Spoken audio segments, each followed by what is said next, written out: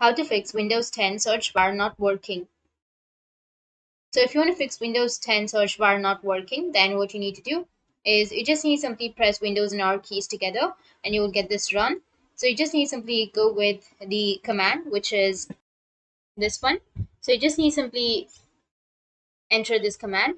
After entering this command, you need to go with OK, and after that your problem will be solved. Or the second solution is you need to right click on your Windows and then you need to go with Task Manager, or you can also press Control plus Alt plus Delete in order to open your Task Manager. Once you're on your Task Manager, you just need simply go with the task, which is Windows Explorer.